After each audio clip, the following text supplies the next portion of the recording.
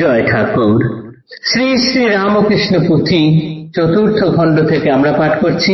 আমরা বর্তমানে পাঠ করছি অতুল, কালীপদ প্রভৃতি ভক্তগণের সম্মেলন এই অধ্যায় থেকে। আজ আমরা এই অধ্যায়ের 13তম দিন পাঠ করব।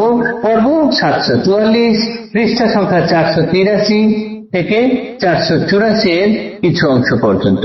এর আগের দিনে দেখেছি ভক্ত রামচন্দ্রের বাড়িতে ঠাকুর গিয়েছেন, সেখানে আজকে অনুষ্ঠান, তাতে সকলে হাজির হয়েছেন। নানান ভক্ত পাওয়ায় ঠাকুরের মন খুব খোলামেলা।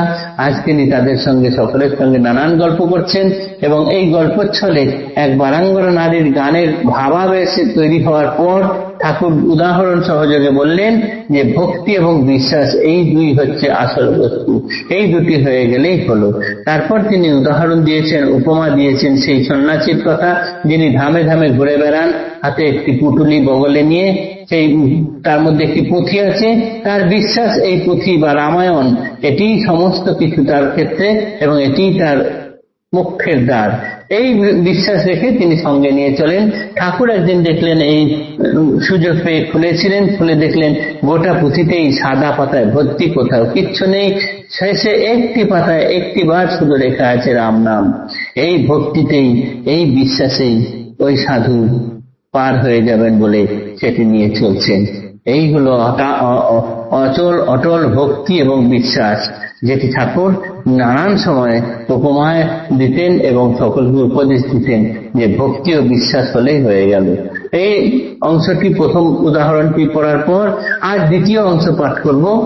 দ্বিতীয় প্রসঙ্গ কিবা শোনো বিবরণ, পার্বতী মহেশে ধুয়ে কথোপকথন, স্নান হেতু সে সময় জাহ্নবীর জলে, ক্রমাগত শত শত নর নারী চলে, সম্ভাসিয়া গঙ্গা ধরে মহেশ্বরী পন, জীবের গঙ্গায় ভক্তি হের পঞ্চানন, চলিতেছে অগণন নাহিক বিরাম, অতি ভক্তি সহকারে করিবারে স্নান, হাসিয়া মহেশ তবে করেন উত্তর, প্রজনায় স্নানে যায় ইহার ভিতর, গণনায় বহু যায় সত্য বিবরণ, দেখিবে রহস্য যদি ধরো বচন, সবাকারে গঙ্গা তীরে করিব শয়ন, পাশেতে বসিয়া তুমি করিও রোদন, লোকজনে একত্তর হইলে সেখানে, জিজ্ঞাসা করিবে তুমি প্রতি জনে জনে, মরিয়া গিয়াছে পতি ছাড়িয়াছে দেখো, শ্মশানে বহিয়া দেও হেন না, শ্মশানে বহিয়া দেয় হেন নাহি কেহ, একাকে বহিতে শক্তি নাহি তো আমার, সাহায্য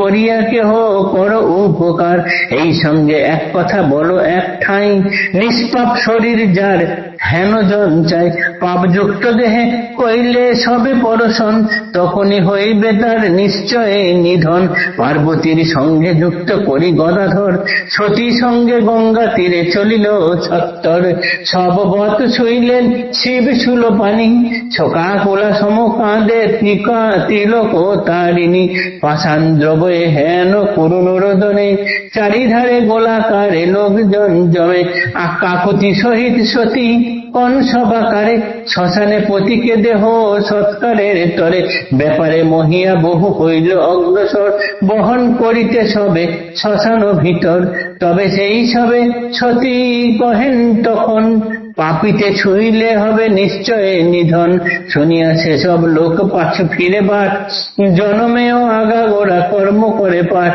অগণন পাপাচার উঠে মনে মনে, সাহস না হয় আর সব পরশনে, হেনকালে সেইখানে আছে একজন, বেশ্যার আবাসে নিশি করিয়া যাপন, কলুষ কলঙ্ক কাণ্ডে আজীবন ভরা, যতবিধ পাপ কর্ম সব সাঙ্গ করা, মূর্তিমান পাপাচার পাপেরও মূরতি, এই নামে জনে জনে ভুবনে বিদিতি, অগণন লোকজন দেখি একত্তর, বৃত্তান্ত জিজ্ঞাসা করিলা সবার গোচর, অগ্রসর হয় তবে অকুত সাহসে, যেখানে বসিয়া সতী পতির সকাশে, পার্বতীরে কহে যেন বীরেরও আকার, শ্মশানে বহিয়া দিব ভাবনা কি তার, এত বলি ত্বরান্বিত তো দ্রুত পদে আসে, পতিত পাবনী যেথা দ্রবময়ী বেশে, ডুবিয়া গঙ্গার জলে ফিরিল সেথায়, আর্দ্র বস্ত্র ঝরে জল চুলেরও ডগায়, সুদীর্ঘ সবল বাহু করে প্রসারণ, তুলিবারে মহেশ্বরে করে পরশন, সব রূপী পরমেশ পরশের গুণে সমুদিত দিব্য ভাতি যুগল নয়নে, যার বলে সেই ক্ষণে করে দর্শন, সব রূপী নিজে সুলিত্রির সব রূপধারী নিজে সুলিত্রিলোচন, পাশে তাঁর নারী বেশে ঈশানী আপনি, সৃষ্টি স্থিতি লয় কর্ত্রী জগত জননী, আখ্যান সমাপ্ত করি গুণমণি কন, গঙ্গায় বিশ্বাস করে এই একজন, অটল ধারণা গঙ্গা বারে পরশে, জনমের যত পাপ একেবারে নাশে, এমন জ্ঞান যার অন্তরে ধারণ, দরাধামে সেই ধন্য সার্থক জীবন।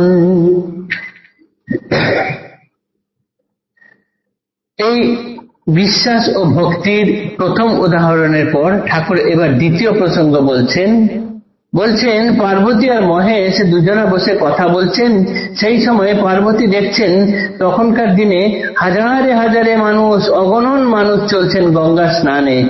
সেখানে গঙ্গা স্নান করে তারা পূর্ণ অর্জন করতে যাচ্ছেন। তখন পার্বতী বলছেন মহেশকে, দেখো দেখো কত মানুষ গঙ্গা স্নান করছেন। মহেশ তখন বলছেন, দেখছো সংখ্যায় বটে ওরা অনেক মানুষ, কিন্তু তাদের মধ্যে কজনা সত্যি সত্যি গঙ্গা স্নান করতে যাচ্ছে দেখতে চাও? তাহলে দেখো, আমি মৃত বেশে গিয়ে সেখানে শুয়ে থাকবো, তুমি তার পাশে স্বামীর স্ত্রী হয়ে অনন্ত খুব রোদন করবে, বলবে আমার স্বামী মারা গেছে, কেউ একটু এনাকে শ্মশানে নিয়ে দাও। কিন্তু সঙ্গে এটাও বলবে যে যার শরীরে কোনো পাপ নেই সেই নিষ্পাপ শরীরই যেন এই দেহকে ধরে, এই মৃতদেহকে ধরে, নচেত তার কিন্তু মৃত্যু অনিবার্য। কথা মতো সেইখানে গিয়ে শুনেন এবং সেইখানে পার্বতী খুব কাঁদছেন। সেটি শুনে অগণন লোক চারিদিকে ভিড় জমিয়েছেন। তারা এই মৃতদেহ তুলে নিয়ে শ্মশানে যেতে চাইলেন, কিন্তু সঙ্গে সঙ্গে পার্বতী জানালেন যে দেখবেন নিষ্পাপ শরীর হয় যেন, না হলে কিন্তু তার মৃত্যু অবধারিত। শোনা মাত্রই সকলেই তাদের সারা জীবনের কৃতকর্মের হিসাব করতে বসলেন এবং দেখলেন অগন্তি পাপ করা আছে, তাহলে তো হবে না। তাই তারা সেখান থেকে পিছু হটলেন। এমন সময় বেশ্যার বাড়ি থেকে বেরিয়ে আসছেন একজন অতি কলুষ, মানে খুব খারাপ কাজ করেন, লোকজন তাকে খুব খারাপ বলেই জানেন, সেরকম একজন মানুষ যার হেন কোনো পাপ কার্য নেই যিনি করেননি। তিনি এসে সব কথা শুনলেন, শুনে বললেন দাঁড়ান আমি আসছি এক্ষুনি, বলে গঙ্গা স্নানে গেলেন। গঙ্গার ডুব দিয়ে তিনি চুল দিয়ে জল গড়াচ্ছে, সবল বাহু এসে ধরে সেই দেহ তুলে নিয়ে শ্মশানের দিকে যাচ্ছেন। কেননা তিনি জানেন যে গঙ্গায় যাচ্ছেন, তিনি গঙ্গা স্পর্শ করে আসবেন, যাবতীয় পাপ টাপ তার আর কোনো কিছু থাকবে না। কেননা তার অটল ধারণা যে গঙ্গার জলকে একবার স্পর্শ করলে সারা জীবনে আমি যত পাপ করেছি সব ধুয়ে যাবে, তখন আমি নিষ্পাপ শরীর হয়ে যাব। তাহলে সুতরাং আমার এই মৃতদেহ ধরায় তখন আর কোনো অসুবিধা থাকবে না। এই একজনারই বিশ্বাস, যার এরকম জ্ঞান, ধন্য সেই জন। ঠাকুর এই গল্প এখানে শোনালেন যে জ্ঞান, বিশ্বাস এবং ভক্তি, তার এটি দ্বিতীয় উদাহরণ। আজকের পাঠ এতটুকুই থাকলো। আগামীকাল তৃতীয় গল্প আবার আমরা শুনবো। জয় ঠাকুর, নমস্কার।